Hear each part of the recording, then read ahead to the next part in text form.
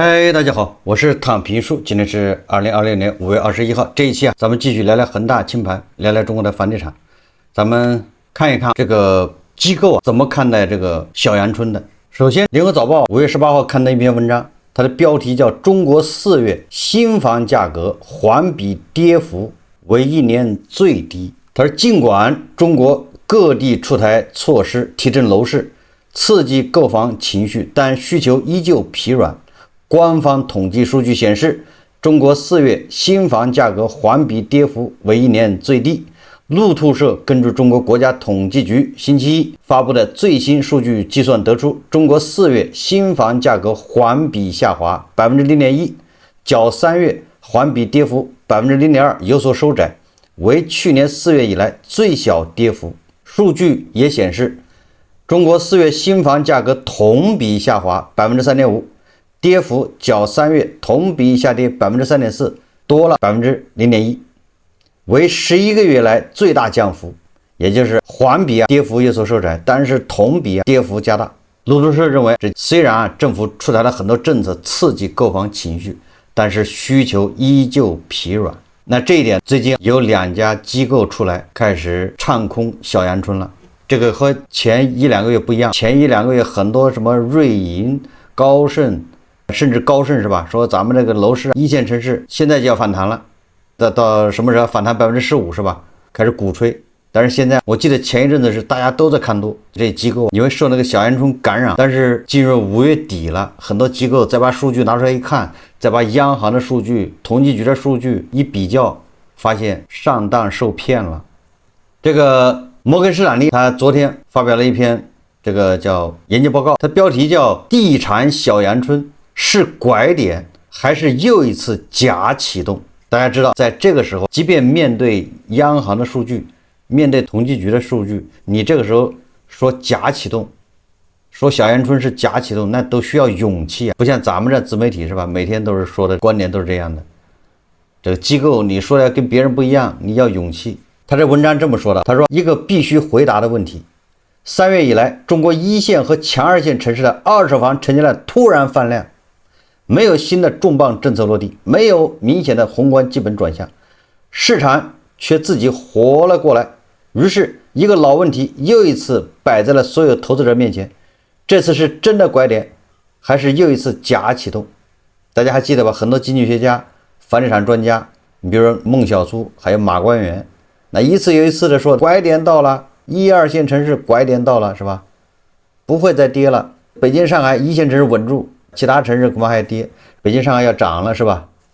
我們的每次都做過評論。如果這是一輪結構性的需求回暖，那現在的股價還有上行空間；如果只是一次積壓需求的集中釋放，那等這波需求消耗完畢，市場就會再次回落，而此時追進去的資金就會成為最後一棒。這個是咱們的觀點，也就是這個樓市在下行過程中，每到3月份它就會起來一個小鼓包。起來之後，它又回到原來的軌道上，這就是咱們一直的觀點。那麼大摩的這篇報告他說，不是拐點，是一次積壓需求的集中釋放。理由是什麼呢？理由他說，3到4月的反彈看似強勁，實則臨時。它的一個核心論證是3到4月二手房成交的反彈被2個臨時性因素完全解釋，不需要引入趨勢性回暖的假設，這很關鍵。因素1，它是春節後積壓需求的集中釋放。我們先回顧一下2025年下半年市場狀態，當時1線和強2線市場的房價月環比跌幅達到了2%到3%，那你換成年化就是20%到30%的跌幅。這種級別的下跌放在任何一個國家的任何一個城市，都會讓購房者陷入深深的觀望。結果就是本來要在2025年4季度和2026年春節前後買房的剛需群體集體按下了暫停鍵。也就是說，在去年年底的時候，第3、4季度的時候，那房價加速下跌的時候，很多人就嚇着了，本來要出手買的也要觀望。觀望的人等到去年年底加速这個段完了之後，今年3月份殺進去，也就是他本來是在去年10月份、11月份、12月份買房的這些人，他沒買了，他等着，因為是剛需，所以等到3月份他也去買了，所以這些量都挪到3月了。他是這麼理解的。他說，2025年4季度到2026年1季度，監管層開始清理房地產負面輿情，媒體口徑趨於積極，市場情緒出現邊際回暖，這部分被壓抑了好幾個月的剛需，在3到4月集中釋放，就像一個被按住水龍頭突然鬆手，水流自然兇猛，但這不代表水源變多了。他給出證據了。而如果你只看3到4月的同比數據，確實很漂亮，但如果你把春節前後數據結合起來看，從2020年1月1號到5月中旬，二手房累計銷量同比2025年同期仍然是中個位數下降。這意味着什麼？意味着3到4月強勁反彈，本質上只是把1到2月欠下的量補回來，全口徑算下來沒有增量。這好比一個人3月份的工資發了雙倍，但1到2月他沒發工資，你不能因此判斷他收入翻倍。第二個因素，他說低總價房的正利差效應。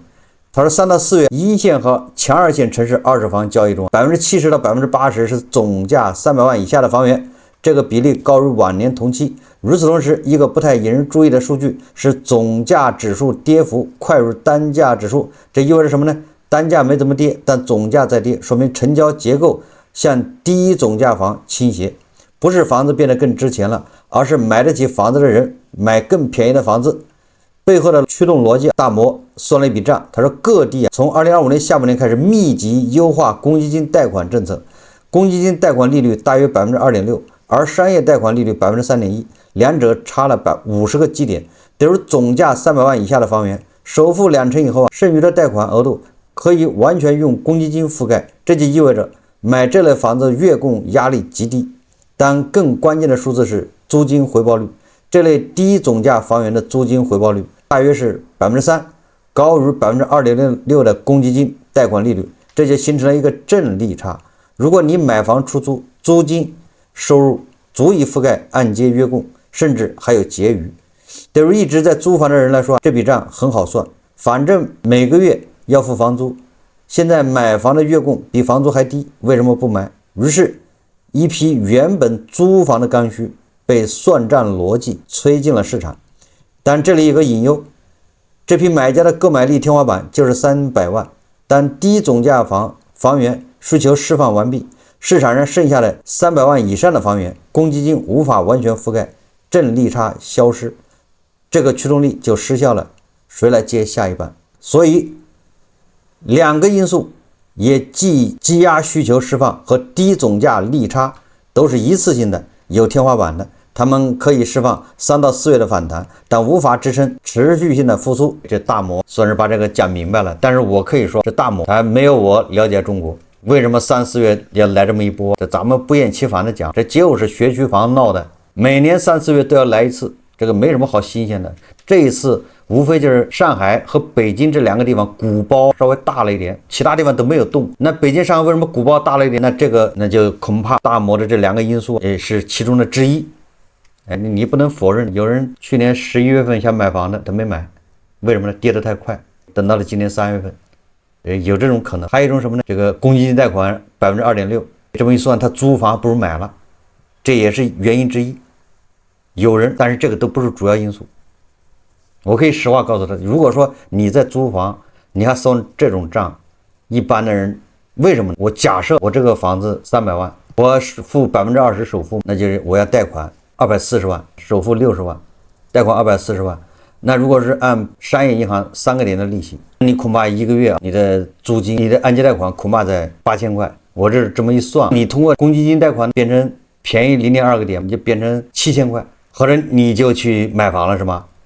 你這個邏輯講不通，你少了一點，對不對？你租金好，你租金现在你比如說你現在租房是5000，但是問題是什麼？問題是你的工作現在在目前的環境下，大家都知道你的工作是朝不保夕，對不对？你今年有工作，明年有工作，你後年運氣好還有工作，但是大後年你被裁了怎麼辦？現在所有人都會這麼考慮問題，沒有例外，因為都知道這工作是暫時的，沒有什麼10年20年的工作讓你做。你現在正是你們單位的當紅炸子雞，正是當打之年，正是扛鼎的時候。但是不好意思，3年以後你就不是了，甚至明年就不是。江山代有才人出，等你的性價比不好的時候，单位就把你裁了，你就找不到工作，你按揭貸款怎麼辦？所以說什么？我說這話什麼意思？就是說不會，他因為我的租金公積金貸款便宜0.4個點，這商業銀行是3.1個點，我的租金這麼多，現在我公積金可以貸款了，我就去買這個房子，不是這樣子的。公積金貸款早就有了，對不對？現在各地公積金貸款給你放的大一點，你本來只能貸100萬的，現在讓你貸150萬，無非就給你額度多了一點。多那麼一點額度，能一個月能少多少錢利息？所以說那麼點利息，他就願意去扛風險了，開始買房貸款。所以說這個邏輯不通的。但是你不能說沒有人這麼想，恐怕有那麼幾個人這麼想。所以說所謂的海外機構，他對中國不了解。每年到3月份，北京、上海的人就要買房，他的孩子要上學，等不及。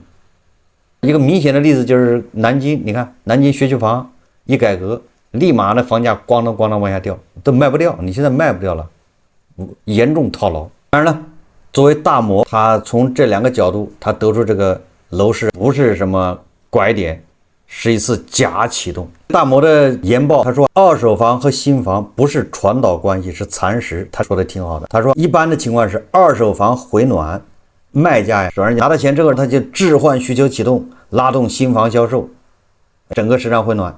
他這個前提是所有賣房的人都是為了置換，你把老破小給賣掉，換一個大一點的房子，這樣二手房一火爆，那就必然會導致新房也會火爆。但實際上你看這新房根本就沒有啟動。首先二手房的賣家是誰？很多是2016年至2021年高位買入的投資者或改善性業主，他們持有房產已經虧了30%到40%，現在願意虧本出手，是因為他們對後市更加悲觀。與其繼續持有一個在貶值的資產，不如割肉止損。這類賣家的定價靈活性極高，因為他們不需要保本，只需要能賣出去。而新房賣家是誰？是開發商。開發商有成本線，有融資壓力，有財報約束，不能無限降價。但同地段二手房比新房便宜15%到20%的時候，購房者會怎麼選？答案不言自明。其次，二手房和新房的購買體驗差異。二手房即買即住，即所見即所得，沒有爛尾風險，而新房需要等2到3年交房，在當前信用環境下還面臨交付不確定性。對於已經對開發商信心不足的購房者來說，這個差異不是小問題。這個文章還說了，他說新房的庫存，他說截至2026年4月，新房庫存去化月數遠超15到20個月的正常區間。如果二手房真的在拉動新房，新房庫存應該在下降，但事實並非如此，所以更準確的描述是二手房成交量上升，不是因為需求整體擴大了，而是需求從新房市場轉移到了二手房市場，二手房的量漲了，但新房量還在跌，這不是傳導，而是替代。用這個大摩的觀點，這是蚕食，這個區分至關重要。如果是傳導，那二手房回暖最終會惠及整個市場；如果是蚕食，那二手房回暖只是把新房的存量需求搶走，反而加劇了新房的困境。他這個說法，說實話，我認為他分析的又不對，這不是抬槓。我們要知道，二手房老破小有賣的，有買的需求，咱剛才說了，学区房導致的，孩子要上學得買。那賣的人也是一樣，他的孩子已經上完學了。這個賣房的人咱們要搞清楚，孩子上完學了，他那学区房不需要了，這是第一個。如果你現在還拿在手上，你未來可能還要跌，因為学區這個玩意一旦沒有了，這概念，你像那南京市一樣的，那你房價會暴跌，到時候你都賣不掉，沒人接盤，這個老破小。這是第一個，他為什麼賣？這賣房的人邏輯。第二個，那有人他是要走路的提桶跑路，把這房子变現，把它混成綠票子，沒毛病。唯獨說把這房子賣了之後，拿着錢去買新房，這就少，非常少，是改善的非常少。所以說賣房的人就2種，一種是他学区到了，他孩子上完学了，這房子再拿到手上，你不傻嗎？萬一這学區現在你看新生兒上學的越來越少，学區這個概念它只會越來越差。這個溢價就會越來越弱，那趕緊出手，這個時候還能賣得掉。這是第二個什麼呢？第二個就是有人要走了，北京、上海的這些有錢人想辦法把錢變成綠票子，去日本、去澳大利亞、去那些地方買房，人家要多元化配置，不願意在這兒買這麼多房。你指望他把老房子賣掉去買新房，你做夢吧。所以這個新房根本就沒有動靜，這是人家有些有錢人的配置。這個遊戲到什麼時候結束？就到整個学区房概念沒了，這遊戲自然結束。那為什麼新房賣不动，而小陽春全是二手房？咱們以前都說過了，因為新房的學區比較差，所有的新房附近有好學校，那都是什麼學校的分校，是不是什麼學校的这個新校區？那跟老校区還是有差距的。所以说，好的学区呢都在市區裡面，那邊上都是老小区，這個多好解釋，對不對？所以說，為什麼二手房小陽春，但是新房好像沒動靜？因為新房附近就是有校區，那學区，一個新房也死貴，第二個學区也不是特別好，相对來說，所以只有二手房小陽春。所以這個我不是專家，咱也把這分析得很清楚。所以咱們為什麼說斬釘截鐵的說，它房價到了5月份，樓市它還要往下走？你想想，只要你是正常分析、正常逻輯，你就知道它穩不住。摩根士丹利他还分析，他說为什麼這次不是2015年和2014年那樣的叫什麼漲價去庫存，是吧？這個就更不用說了。2014年、15年是什麼行情？每個人都滿懷信心，每個人都覺得自己明年的工資會更高，每個人都覺得明天对吧會找個更好的工作。大家都這麼想的時候，你房價漲就有了邏輯，有了基礎。為什麼？我這房價漲是有人接盤的。因為工作會越來越好，越來越多的人年薪500萬，年薪500萬，他不就得買更貴的房子嗎？是不是邏輯啊？所以說接盤的人也有，現在誰都知道誰來接盤了，你自己都捂不住這房子，你指望着誰來在你這個基礎上乘以2把你房子買走？這人是誰的嗎？搞規矩的沒那麼多人，對不對？只是小部分。所以說，但是不管怎麼說，人家大摩作為機構是吧，打響了第一槍，戳破了這個小陽春的泡沫，這也是勇氣可嘉。雖然他說的這個理由我不太認可，是吧？一家之言，是吧？各有各的看法。那麼這是大摩，瑞銀也那就打響第二槍。瑞銀認為，對比2024年9月至2025年3月房地產市場復甦週期，就是2024年9月不是出台了一個政策嗎？所以那個時候開始感覺樓市好像復甦了。馬官員還說了，這個一線城市穩住了。結果到了2025年又打了一耳光，是吧？一線城市加速下跌，就那個時候復甦週期就是半年，從2024年9月到2025年3月，半年時間。瑞銀認為，跟這個半年相比，那現在的市場回暖呈現出結構性差異。說儘管2個週期內的二手房的成交量表現相似，但本輪週期中新房銷售表現不如前一輪，這表明當前二手房成交活躍更多是賣方通過價格讓步以滿足買方對租金收益率、投資需求，而非由居住需求所驅動。不管怎麼說吧，他的結論反正是這個是小陽春不可持續。那結論沒毛病，但是這個說法也不對。他就忽略他這些海外機構估計不知道學區房這概念吧？外國不也有學區房嗎？當然，外國學區房相對來說比較簡單一點，是吧？你在那租住也可以。咱們上海很多是要你把戶口遷進去，你戶口遷進去，你當年遷那不行，有的還要求你1年前就遷進去，所以他的要求越来越多，各個地方不一樣。總之你知道這是學區房就行了，孩子上學必須這麼幹。總之在我看来，統計局公布了數据，民間的什麼中指研究院是吧，什麼百城指數等等數據一公布之後，一個月這持續了2個多月的這種所謂的小陽春，所以中介腿都跑斷了，中介忙得飯都吃不上，買房要排隊，這種泡沫就有人開始戳破了，有海外機構終於如夢初醒，開始有人在戳這個泡沫了。大家還記得1個月前的高盛是吧？那這個花旗那都是在唱多。本来很多機構說咱們要到2027年樓市才能見底，有的說2028年才能見底，現在都提前了是吧？说2026年就見底，馬上就回升。很多機構開始改口啊。但是現在你看看，我們再看今年2月份上海出台政策，在我記得是浦東是吧？還有徐匯收二手房。我們一直說你出政策，那到現在一共收了多少套？這第一財經5月21號他發了一個報道，叫上海500餘套老舊二手房已被政府收購。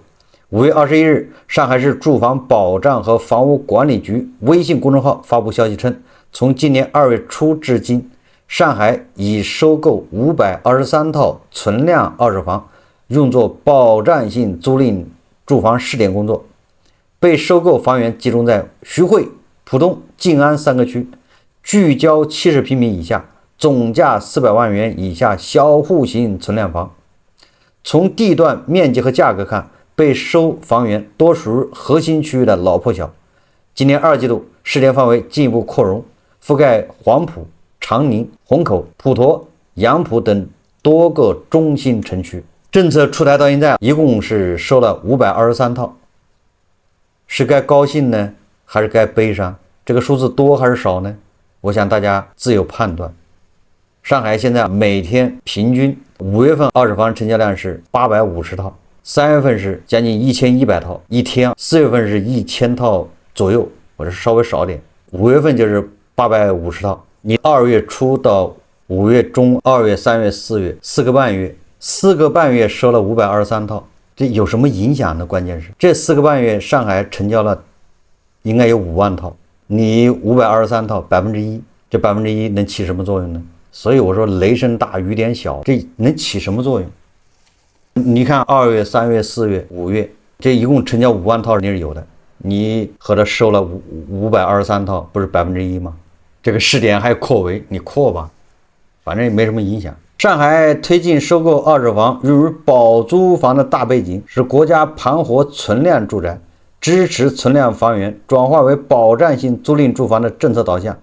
上海採取的是試點先行的方式，已在浦東、徐匯、靜安啟動國企收購二手房試點工作。這3個區累計售房523套，收儲帶動市場復甦的同時，3區本身推進節奏差異較大。這些舉措通過試點進一步明確了二手房收購的區域性差異性，同時在後續全市政策落地上有了更多可行性。58安居客研究院院長張波表示，據了解，在前續試點基礎上，上海形成可複製、可推廣的住房保障新樣本。今年2季度試點範圍進一步擴容，覆蓋黃埔、長寧、虹口、普陀、楊浦等多個中心城區。雞肋。我們再看這個大碗新聞報道說，合肥不跟南京取消學區房限制。近日，南京多區取消學區房學籍佔用提前落戶限制政策一出，引發熱議，不少合肥家長紛紛表示關注。已實行小學6年1學位、初中3年1學位的合肥，是否會取消學籍佔用限制？5月20日，記者採訪了相關部門。近期，南京鼓樓、建業、玄武等多個城區同步發布2020年義務教育招生政策，正式取消提前1年落戶與學籍佔用限制。所謂學籍佔用，即一套學區房在固定年限內僅允許一個家庭的孩子使用對應學位。你看看玩的花，對不對？學區房這玩意你能整得明白嗎？你整不明白，每個城市還不一樣，每個區都不一樣。總之你知道，反正沒這房子你上不了學，你就知道這就行了。所以說小陽春那都是因為學區房導致的。你3月份買房，買完就過戶，5月份就拿着這玩意去報名到教育局在那兒掛號，你得提前，你3月份買，你要是你等到5月份買來不及了。所以說集中在3月。若家庭購買學籍佔用房產，孩子需要等待多年才能入學。新政實施後，只要在報名前完成落戶並實際居住，即可正常入學，無需再受學位佔用年限約束。也就是你先跑這兒買個房，把孩子戶口咣當一落到這兒，好，你就在這學校上學了。你這兒一入學一報名入學了，好，你這房子可以賣到別人，再咣當把戶口遷過來，還可以在那兒上，不用這個房子鎖定9年，不需要。所以這個實際上加大了房子的流動，加大了學區房的這種供應，所以學區房的價格就暴跌。5月20日，大碗新聞記者採訪了南京市鼓樓區琅琊路小學學區內的一家房屋中介公司。工作人員表示，本月新政公布10天之內，要求掛牌銷售的學區房增長了100餘套。原先學區在售房源1400餘套，現在已經增長至1500餘套。現在又正值暑期新生報名入學前期，諮詢量大大上漲。南京新政迅速引起安徽，尤其是合肥家長以及房產中介的廣泛關注。記者發現，多家合肥房產機構已轉發此政策，家長群體也熱議不斷。據了解，合肥在2021年之前並無學籍佔用限制。2021年4月，合肥市發布相關通知，在合肥現行義務教育招生政策基礎上，自2021年起，新生入學起實行同一套住房6年內只能享有學區內小學1個學位，3年內只能享有學區內初中1個學位的規定，就把你鎖死。多胞胎、二孩等符合法律法規規定的情形不在此限。這一政策的核心目的是抑制學區房過度炒作，均衡教育資源分配。此後，該政策一直延續至今。合肥学区房现在還是一锁锁9年，那也就是說，现在你要買学区房的，你就要小心了。我在前几期節目一直说的，你打着为孩子学習好，为孩子什麼不要輸在起跑線上，為孩子搞一個好的這個學區可以，那你就本着消費的心態去買，因為你現在就是在高位接盤，什麼時候取消，這是達摩克里斯之劍懸在頭上，取消的那一天那就是暴跌。什麼時候取消，政府也不知道，不是政府想取消，到時候他沒辦法不取消不行。為什麼？因為現在小孩越來越少，你連好的學校附近的房子都被鎖定了，被鎖定就意味着什麼？意味着新的學生來不了，本來他就招不到人，有可能導致學區房那個好的學校他招不到學生。你只有把它放開，好的學生才能，這學生才能過來。你看現在是不是新生兒是斷崖式下跌？你以為南京市他是願意好好的吃飽了撐的，他要放開，導致房價暴跌，他也是被逼的。到時好的學校你都招不滿，本來一個學校招8個班，現在只能招4個班。所以合肥的，不光是合肥的，所有買學區房的都要小心，你很有可能是最後的接盤俠，做好心理準備吧。所以咱們在以前就說了，今年小陽春打着為孩子買學區房旗號買房的，如果你是有錢全款付的無所謂消費，如果你是什麼首付都是借的，加槓桿，七大姑八大姨借錢貸款買的，明年後年有你哭的時候，沒有辦法。最後我們再插播一下，因為不插播我怕忘了。我今天看到這個亞洲週刊啊，他發了一個微博，還很有意思。我記得亞洲週刊好像在前不久是吧，1-2個月前有遭遇一個輿論風暴是吧？我還忘了。後來他微博賬號就給封了。封了這個亞洲週刊，他就搞了一個新賬號還是什麼賬號，但是沒名字。這個頭像是亞洲週刊，那個名字就是一串數字，很有個性。完了之後，他今天好像發了個微博啊，說亞洲週刊微博旨在為訂閱用戶提供世界各處信息，以達增廣見聞、閱讀參考之目的。每一條文章最後括號內即本條微博信息來源。也就是他有的時候是摘的，對不對？那人家這摘自哪兒？這信息來源他都會在後面括號寫上。望周知。下面說，同時也希望小粉紅抓緊時間學習中國傳統文化知識，多讀書，讀好書，增強閱讀理解能力，不要在全世界面前丟中國人的臉，那樣才能投身於中華文明偉大復興的征程，不至於變成復興路上的絆腳石。衷心祈告各位小粉紅，這是亞洲週刊對小粉紅們殷殷期望。